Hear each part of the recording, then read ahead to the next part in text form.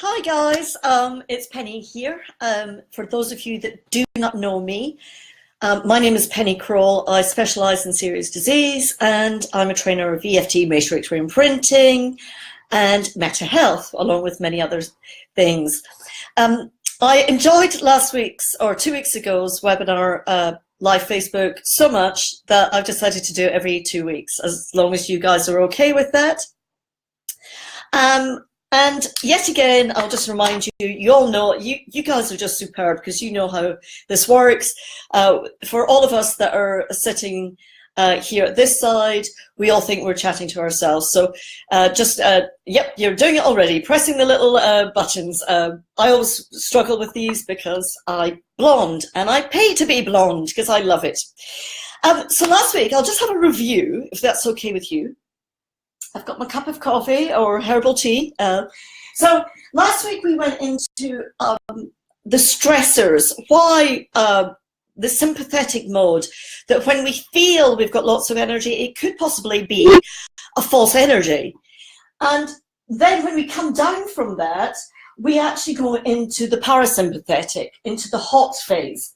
And I'm just going to switch my fire off because I've just realized as I'm saying hot that I'm burning myself in front of the fire, and I will be really hot and I'll go red-faced, and I'll push myself into repair, into regeneration, because we can actually physically do that as well as mindfully push ourselves. So when we go for saunas, when we go for massages, we go into hot tubs, we're pushing our body into repair. This is why sometimes when we come out of those, we feel exhausted and tired. So that's just a brief review of last week. What I really want to concentrate on is this little circle. I don't know if you can see it. This little circle up here is, why do we change from that cold stress phase when we feel numb? We think it might be good for us to feel numb because we're not feeling anything, basically. We're shutting down, we're cold. We have to protect ourselves. So what about this little bit? What pushes us into the sympathetic? And I talked last week about the acceptance or the shift. I'm not going to talk about well, I will. Now that I've said I'm not going to talk about resolution, I'm going to talk about resolution. So I would like to invite you, what do you think is acceptance for you? What does that mean? What does resolution mean for you? And just pop it in to the little comment box as I'm chatting, because at this point, this is a really interesting little point of our life that we have. And that acceptance has many meanings. It could even be surrendering. So again, because I like to cheat, and I'm not psychic, I wanted to know what my friends on Facebook thought the words surrendering meant. So just pop in the comment box what acceptance means, first of all, because this is quite, sorry, I just had to move to put my coffee cup here. When we've been living in stress, and we have all that energy, and we think we're going out there, and we're taking over the world, we're a danger mouse. Do you remember that cartoon for the people in the UK? Superman, Wonder Woman, all these superheroes have really high energies. I'm just going to actually challenge that and say, I wonder if all these superheroes have had so much trauma in their life that they've gone into high stress and they're running something that is not actually a superpower. It's a belief that they think they're great, but they're actually going to crash and die. And because that's what will happen if we don't come out of that and cycle around. So when I was talking about acceptance, somebody typed in, and I love this, she has, I believe, arthritis, and I do apologize if that's not the correct diagnosis. She's got arthritis, and what I was saying is that we have traumas in our life. We go into stress, we have this acceptance, this shift, and then we go into this parasympathetic. And her words were, so what are you saying, Penny? That we go in and out of stress to repair, and we just whoosh around. Basically, yes. If we haven't resolved the root cause and we haven't resolved our own themes of life, because we all have a purpose in life. So I'm just going to read what some people are typing in. Some people's acceptance is peace, letting go of struggle. Beautiful, Leslie, and I think you know quite a lot about that in the process that you're going through. Corinne saying relief. Lizzie saying freedom from putting pressure on oneself. And I'm just going to take my phone. I love, what did we do without Facebook? What did we do, guys, before that? And of course, I've looked away and I've clicked on something else, so I can't find it now. Some people have said it is about letting go. Beautiful. Some people have said that it's surrendering, which we'll be talking about. Somebody has said, oh, this is an interesting one. And this is a really great one. Accepting that you have to put up with shit in your life. No, that's not what I'm talking about.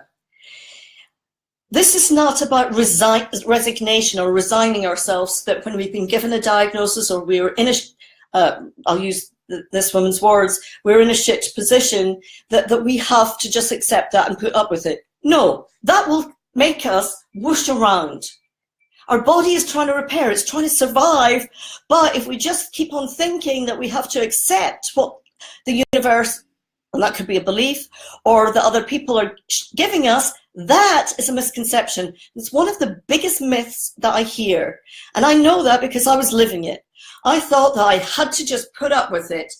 I grew up with the family belief, you made your bed, lie in it. That is a myth.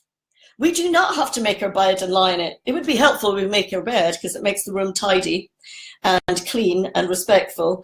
But we do not have to lie in it and stay there imprisoned for the rest of our life. And if we don't go back to finding our root causes and themes, we will just whoosh around, because this is what we do on a daily basis. We wake up, we need to be unsympathetic, we need to have stress, we need to move on, and we need to go to sleep and repair in order for us to get up. However, this acceptance, when we're talking about disease, chronic disease, and illness, is different. The acceptance could be just, did that really happen to me on an unconscious level? It could be so unconscious we're not even aware of it. Okay, that happened, I'm going to let go of it. And Gary's just saying we need to come back into balance. However, that's great, and if we all knew how to come back into balance, we'd all do it. But without finding our themes and our root causes, we can spend years meditating, years going out, and some people do. Some people love that. As I said last time, I don't want to meditate 24 hours a day because I have monkey brain, and I like my monkey brain. It serves me well. We don't have to do anything. However, our body is constantly trying to survive. That's all that animals and human beings are doing. And balance means everything different to each other. So when we have that trauma down here, that Yuden, that unexpected, dramatic, isolating moment with no strategy, we are pushing to that high energy, and then just having that, you know what, I'm going to let go even the belief, the words I've got cancer. What does that mean to people? Cancer. That's for another talk. The acceptance that maybe I can resolve that. The acceptance that, Cash has just come on with a great one, floating without resistance. Because, you know, I love nature programs. I don't know about you guys, but I love nature programs. And the other night I watched a nature program about salmon. Now, unfortunately, I love salmon, perhaps not in the way that some of you might think I love them. I like to eat them, so I do apologize for the vegans and the vegetarians. That's my choice, and I don't have it a lot, and I only eat wild-caught salmon. Not that it makes it any better. However, I was watching these salmon, the salmon's life cycle, birth. Oh, and be strong enough, get strong, 6 months into their life, swim upstream. Well, that's what I was doing. I was swimming upstream all my life. Swimming up, I was building muscles, swimming up, jumping, avoiding the bears, or what I thought was the bears. I just realized if I move, the pixel goes a bit wonky, but I think that's a good representation of me. And I was building up muscles, thought I could cope, thought, great. There's only one small problem. I am not a salmon. I am not made to be a salmon, because at the end of the day, when the salmon gets to the top, they give birth and they die. I don't want to do that. I want the difference between us and animals is we have a thought process. We can experience sunsets, pina coladas, beach, sunrises. We can go sailing and we can be on the sea and the land. We can be the ocean. We can be the mountains. That is the difference between us and salmon. Do you want to be a salmon, or do you want to be a human being embracing life? That is the difference. And here is where the shift is. Because on a biological level, we could have a shift, and it could be a resolution, and we'll go into repair, and that's it. We never see that illness or disease reappear again. However, when we have that shift, but we haven't resolved our themes, we're not living in true alignment, then we'll whoosh around. We'll just keep on whooshing around. So we'll go from stress to repair, stress to repair. And that acceptance, for me, is actually about the letting go, to flow with the waves. I don't know about any of you. I tried surfing years ago. I dated an Olympic surfer. And it actually became the end of our relationship, because he said, Penny, just get up on the surfboard and just go. But did I do that? No, because in my head, the self-talk, I'm on the surfboard, he was a windsurfer, and the wind's pulling me, I'm becoming fearful, so I'm trying to pull back on the wind. No, I watched him.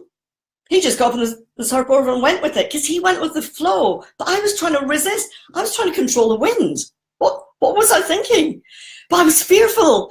And I wasn't even realize I was fearful, because what would the worst that could happen to me? The worst that could happen to me was that I'd be humiliated and ashamed in front of him. But I was actually humiliating myself anyway. So did it make a difference? Thanks, Sunitas. That just made me, I have to tell everybody why I'm laughing, because Sunitas just said, oh, by the way, you look hot. I am hot. I've just put the fire off and I'm still hot. I'm joking, by the way. So this acceptance and surrendering are these different words. Let's just have a think about that. Is acceptance and surrendering a different meaning to you guys? Just pop it in the comments box while I have a sip of coffee, which will push me into stress. Acceptance and surrendering. Because I know when I speak to my clients or even my students, and I say to them, well, what do you think about surrendering? What vision does that pop up in your head? For me, at the beginning, it reminded me of the war programs. You know, I'm 52, and I grew up on Colditz and war programs and war movies, and surrendering meant that I had to just put down my flag and say, shoot me. Surrendering to some people means I'm going to die. That's not what I'm meaning here. Oh, beautiful, Leslie. She's saying surrendering means give up control for me. And that is beautiful, because it goes back to the controlling. When I was a control freak, that's when I was so not living my life. I tried to control everything. I even controlled how people came to the house and how my CDs were arranged. That's how old I am. I used to have CDs. My books in alphabetical order. It made me a great businesswoman. Didn't make me very well liked, because I controlled the businesses. Made me very successful. I was controlling. It also made me have a nervous breakdown, because I hadn't surrendered to trust. Who could I trust? I couldn't trust my business partners. I couldn't trust my staff. Even as a practitioner, when I started becoming a practitioner, could I trust my clients to heal themselves? Even though I was tapping with them, did I trust them? How many of you trust yourselves? Just pop in that, see what you think about trust and acceptance. Because if we don't have trust and we're living in that fear, we cannot accept and let go. Trust and fear do not go hand in hand, guys. They cannot coexist. And that acceptance of actually just being fearful can be enough to push us from stress to repair. That acceptance of the fear. It's ridiculous to think that we can live without fear in today's society. And why should we? We are biological animals that we need fear to keep us alive. And you could almost say that the opposite of fear is apathy. And apathy just paralyzes us, and that doesn't serve us or anybody else. So Corey's just saying, surrender, letting go of my ego and letting my higher power take control. So allowing more incredible things to happen than I could ever conceive. Isn't that beautiful? And this is what happens when we get to that acceptance and surrendering of our own control. Now, people have a choice. You could surrender. I work with a lot of people who take the chemotherapy, the radiation. Perhaps it's about surrendering to the fact that the chemotherapy will actually work, and not listening to everybody else saying what we should do or what we shouldn't do. Surrendering to trust ourselves that our body has the innate intelligence to survive and thrive in this life. So we're not having many comments today about the acceptance. What are people thinking about acceptance and surrendering? Sometimes it can't be a very nice, it can not be a very, what do we have to accept in our lives? You know, Gary Craig, even though I love and accept myself, that is so challenging for 99% of my clients. And I know personally, when I first did EFT, I think 15 years ago, when I was saying that setup phrase, this is why I will stick to the traditional setup phase, I realized that I did not love myself. Never mind accepting myself, I didn't even like myself. So what are you thinking about the word acceptance? Do you think it's a belief? Do you like the word acceptance? What is the difference for you between acceptance and surrender? Do you think if you surrender, you have to die? Do you think if you accept something, you just have to put up with it? You know, these great sayings, like it and lump it. Do you think there'll be compromise if you have to accept? Even though I can accept myself, I accept my self anyway. So even though I cannot accept myself, I accept myself anyway. And that can be a challenge for people just to say that. Because it's so, the word accept, who am I? Who am I to be myself? Because we are so conditioned in today's world not to be ourselves, to be somebody else. Who are we? Can you look at yourself in the mirror? Now, perhaps even 7 years ago, I couldn't stand in front of YouTube, see myself talk to myself without that self-critical judgment going around in my head. Oh, you know, I've got the wrong glasses on, my fringe is cut too short, whatever crap is going around, it's just words, it's just thoughts.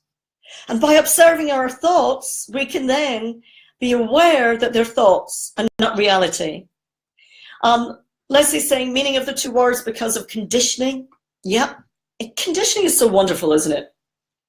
How many people have even been conditioned in the spiritual world? So you come into some kind of healing paradigm and then you get judged because you're not doing something.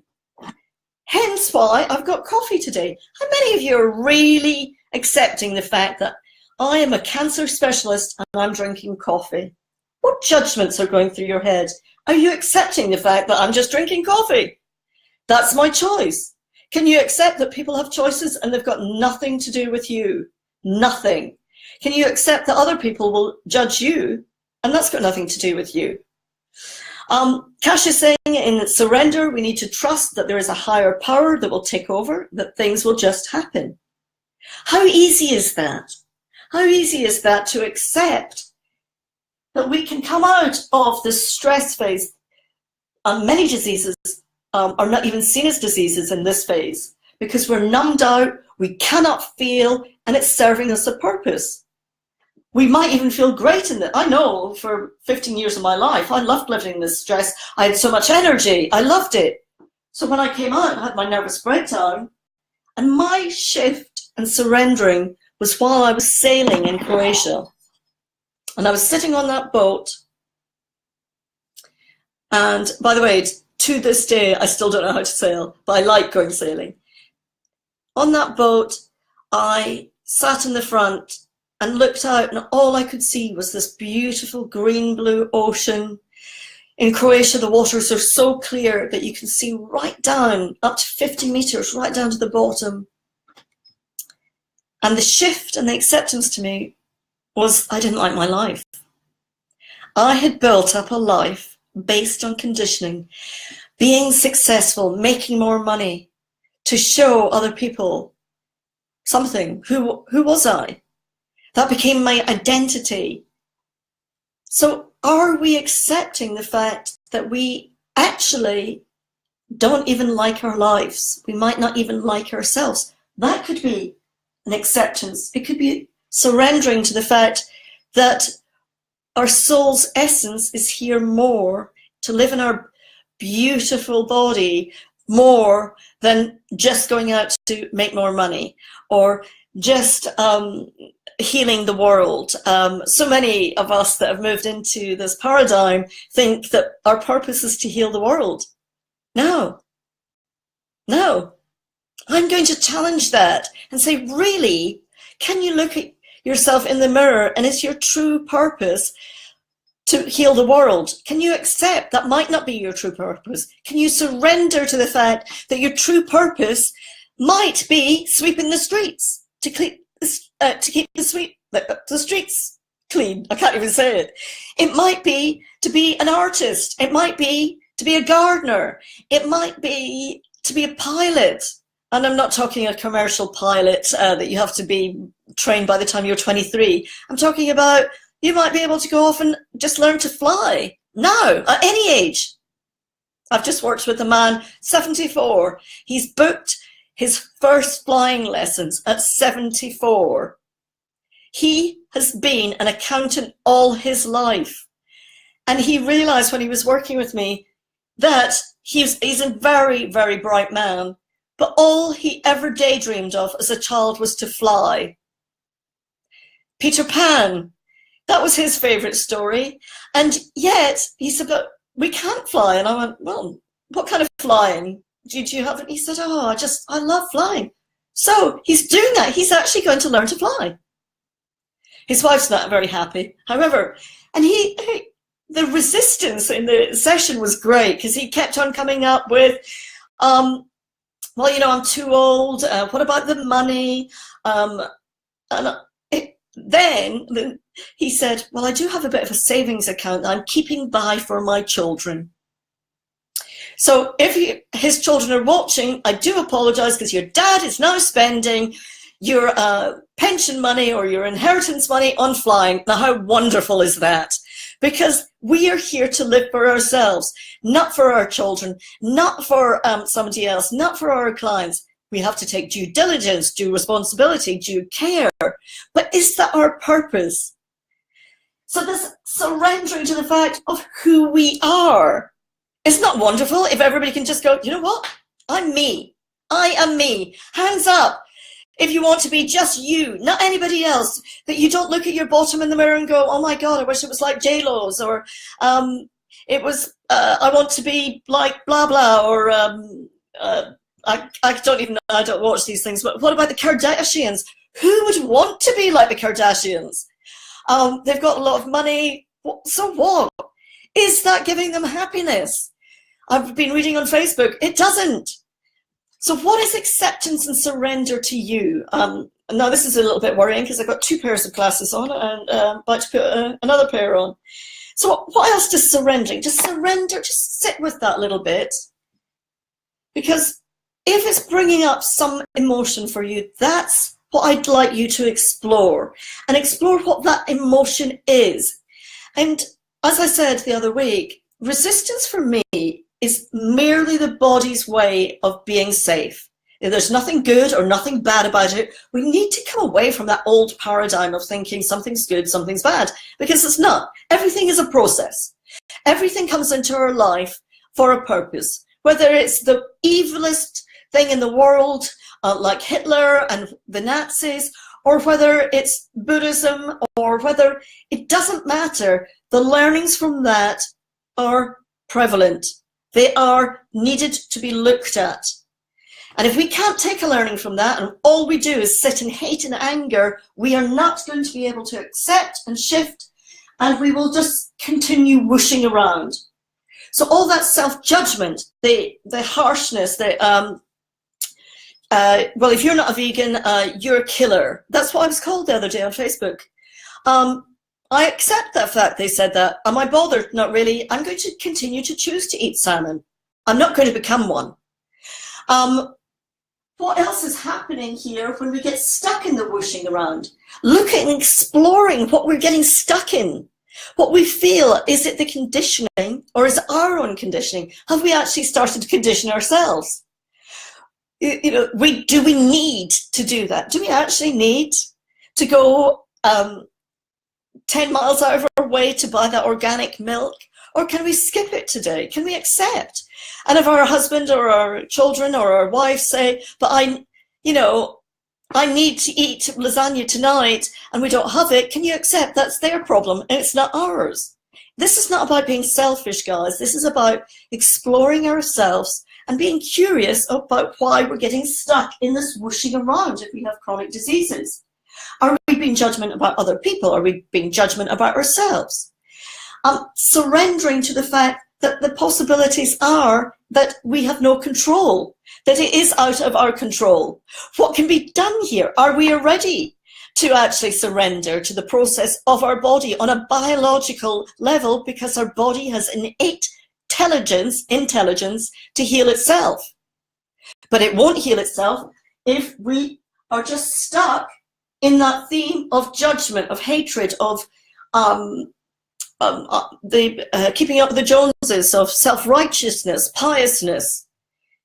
And this is why that doesn't matter whether you do yoga, meditation, everybody has a different tool for whatever they have. What is keeping you stuck in the whooshing around? What are you not surrendering to? I've got a beautiful quote that I've had to write down here on the bottom of the board. And it says about surrender. This is a man, I've forgotten his name now. Oh, good grief. I think he's called McCall Erickson. He talks about grief, and I love how he words it.